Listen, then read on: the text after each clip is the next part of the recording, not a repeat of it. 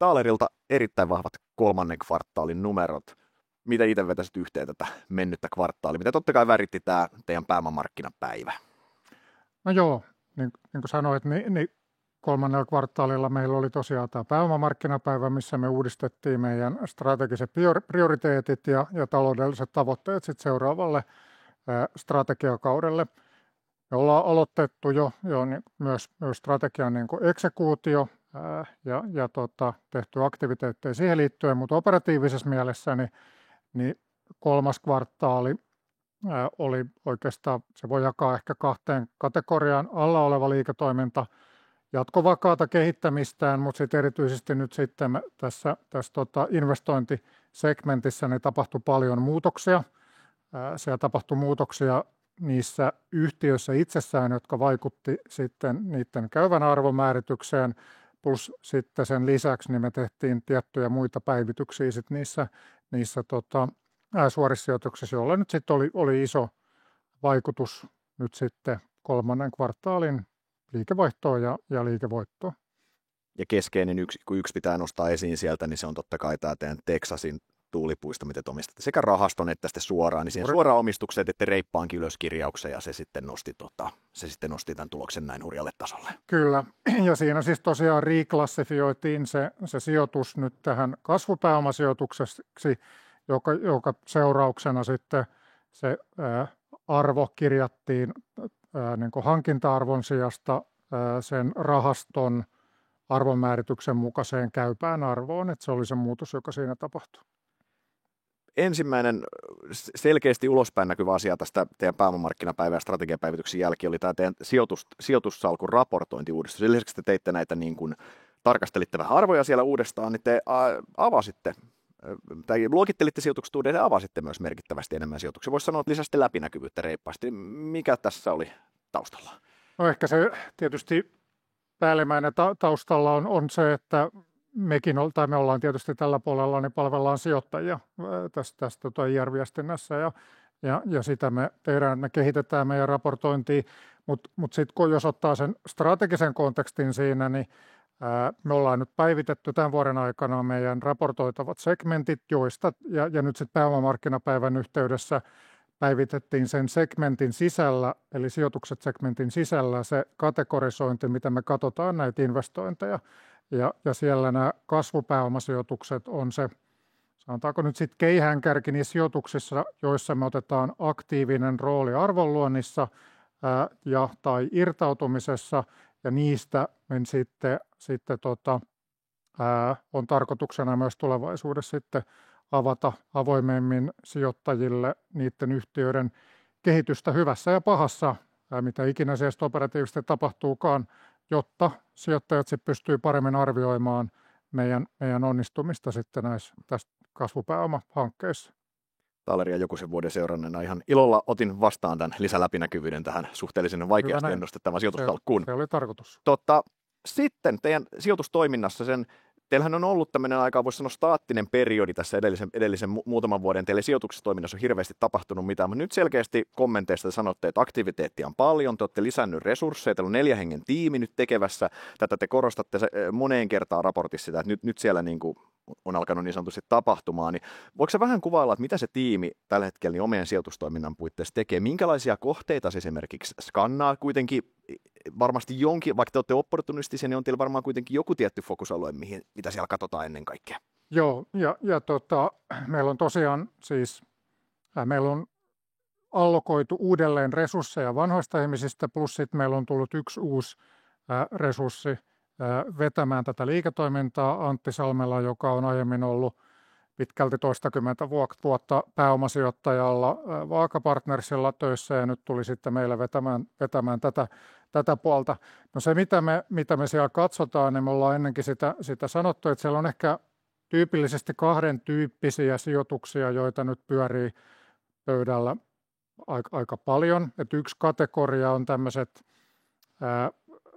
niin näiden Fintoilin ja biohiilityyppiset kanssasijoitushankkeet, joissa tyypillisesti ollaan ehkä investoimassa johonkin tuotantolaitokseen, joista tietysti meillä on kokemusta näistä teollisista investoinneista sekä rahaston kautta että suoraan.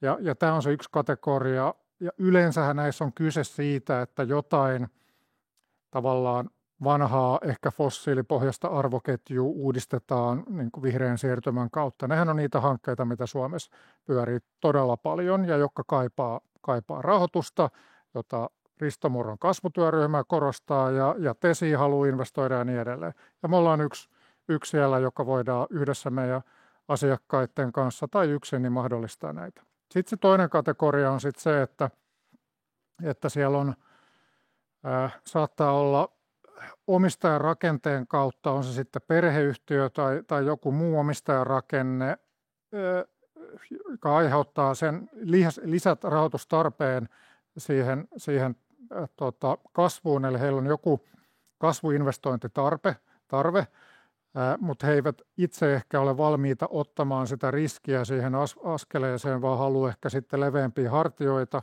niin se on ehkä se toisen tyyppinen kategoria, eli jatkuvan bisneksen päällä tehdään joku jatkokasvuinvestointi tai kasvuhanke, jota me sitten ollaan joko yksin tai yhdessä meidän kumppaneiden kanssa sitten mahdollistamassa. Nämä on ne kaksi, eli kasvua.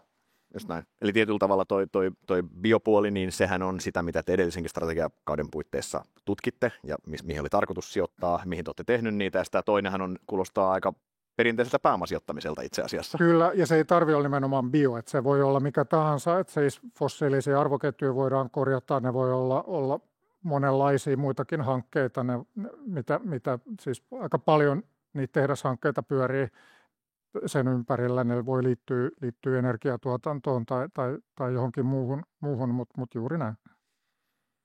Edelleen biohankkeesta. Kanadassa tämä biohiilitehdas-selvitys, se eteni nyt seuraavaan vaiheeseen. Olette alkanut suunnittelemaan rahoitusta siellä. Onko oikein tulkita, niin kuin luin noita teidän kommentteja siitä, että te haluatte nyt ensin nähdä, samaan aikaan kun te selvitte sitä rahoitusta, niin te haluatte nähdä, että se Suomen Joensuun laitos saadaan ajettua operatiivisesti ylös sekä kaupallisesti ylös ennen kuin voidaan lähteä harkitsemaan mahdollista investointipäätöstä? Kyllä se näin on. Eli se Joensuun laitos toimii pokkina sekä meille, eli proof of conceptina sekä meille että sitten tietysti ulkopuolisille sijoittajille. Ja kyllä se näin on, eli se Joensuu täytyy saada ensiksi tuotantoon ennen kuin voidaan tehdä päätöksiä sen Kanadan suhteen, mutta totta kai me edistetään sitä Kanadan hanketta vaiheelta eteenpäin ja nyt ollaan sitten alettu kontaktoimaan erityyppisiä rahoittajia sekä taseen molemmilla puolilla olevia rahoittajia ja alettu käymään aktiivisesti dialogia ja keskustelua sen suhteen ja se etenee niin kuin pitääkin, mutta sitten se, että tapahtuuko lopullinen sijoituspäätös ja koska se tapahtuu, niin pääomamarkkinapäivässä me sanottiin, että todennäköisesti seuraavan 12 kuukauden aikana ja siinä me pitäydytään, mutta ensiksi pitää saada se Joensuu kuntoon. Mainitsit tuon oman pääomaehtoisen rahoituksen. Te jossain vaiheessa edellisellä strategiakaudella sanoitte, että olette valmiit ottaa aika isojakin yksittäisiä investointeja, siellä kohdeinvestointeja, niin onko mahdollinen skenaario, että te ottaisitte sen koko oman pääoman omasta taseesta, vai pitääkö siihen saada leveämmät partijat myös muilta? No teoriassa se on mahdollinen, mutta mä pitäisin sitä tässä vaiheessa aika epätodennäköisenä, että ne euromäärät, mitä niihin laitoksiin siellä tarvitaan, niin alkaa olla aika merkittäviä. Ja sitten kun tietysti se tavallaan suunnitelma ei pohjaudu pelkästään yhteen laitokseen, vaan sitten niin tietysti niitä on tarkoitus sitten, jos asiassa lähdetään etenemään, niin sit rakentaa myös niin muita laitoksia, niin se ei ole ehkä se niin ydin, vaan tämä, kuten nämä muutkin hankkeet, niin tehdään sitten todennäköisimmin niin yhdessä sitten meidän kumppanien tai sijoittajakumppanien kanssa. Sitten vanhat tuulirahastot. Te sanoitte jo aikaisemmin, että niiden irtaantuminen siirtyy todennäköisesti ensi vuoteen. Ja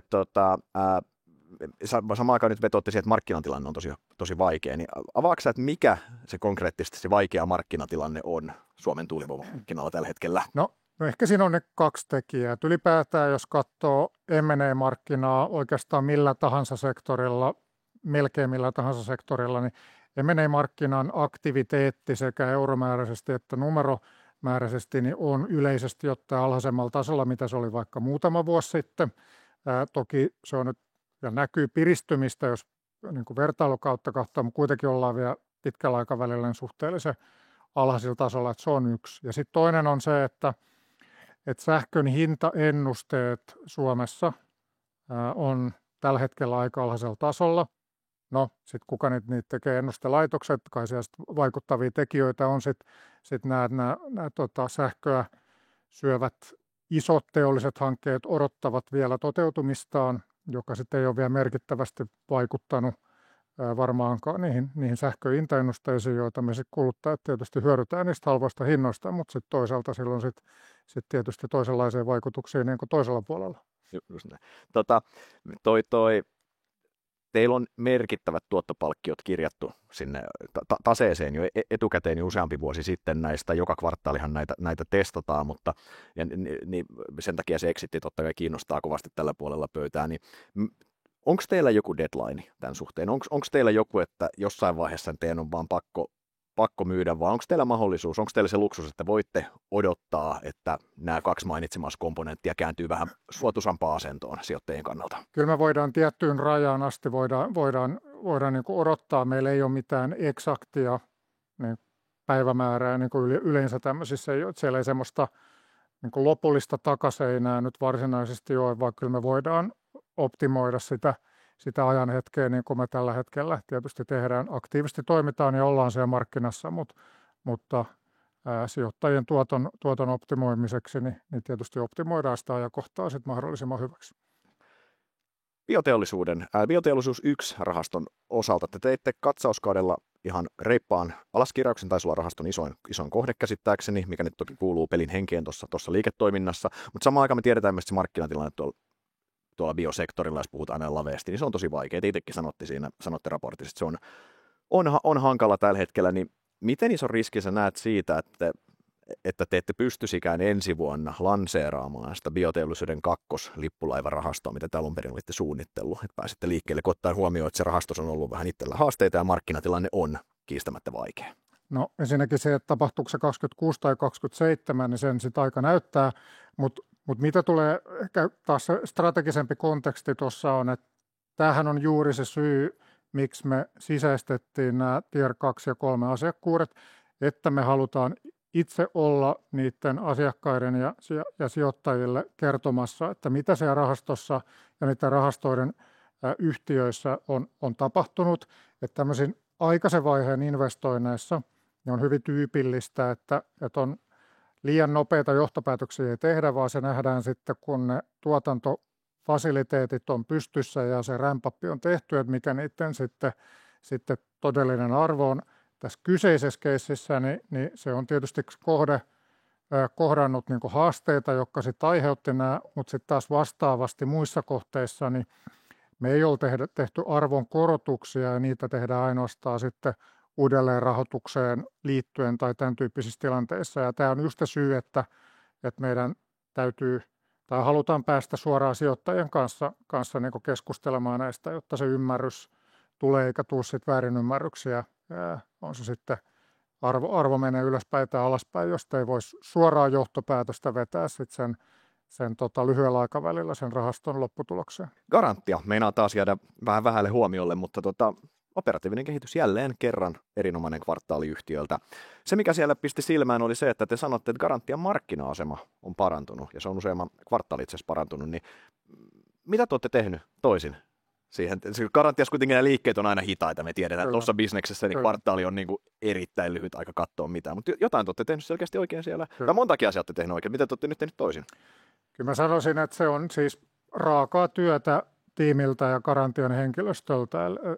Sen lisäksi, tai ehkä kaksi asiaa, että tänä vuonna me ollaan selkeästi lisätty ja panostettu markkinointiin, sen tuotteen tunnettuuteen. Sen lisäksi me ollaan lisätty aktiviteettia siellä näiden meidän jakelukumppanien suuntaan kertoen, että mitkä tämän tuotteen hyödyt on, miten toisaalta meidän jakelukumppanit tai meidän yhteistyökumppanit, että sitten ne loppuasiakkaat niin parhaiten hyötyy tästä tuotteesta ja sen niin kuin ominaisuuksista, että se on raakaa työtä, joka kautta tuotteen tunnettuus ja ne tuotteen ominaisuudet saa paremmin sit siellä markkinoilla ja markkinoiden ja asiakkaiden tietoon.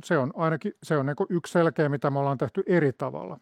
Toki sit voi aina jos haluaa olla analyyttinen, niin kuin analyytikko haluaa olla, niin sit sitä on vaikea kategorisoida, että mikä on markkinoiden vaikutus, mikä on tämmöisen tavallaan, mitä mä sanoisin, niin kuin tavallaan johtamisen ja tavallaan aktiviteetin vaikutus, että miten se jakautuu, niin siihen on vaikea sitten laittaa numeroita. Mutta kuitenkin kun mietitään, että nyt tätä asuntomarkkinallakin hiljalleen alkaa, toivottavasti nyt tilanne parantuu ja markkina alkaa jossain vaiheessa elpymään, niin teidän pitäisi olla erittäin hyvissäkin asemissa sitten, kun markkinailla jossain vaiheessa lähtee vetämään. Toivottavasti näin. Yes. Näin me uskotaan. Jäädään odottaa sitä markkinaelpymistä. Kiitos haastattelusta. Tsemppiä strategian toteutukseen. Kiitoksia.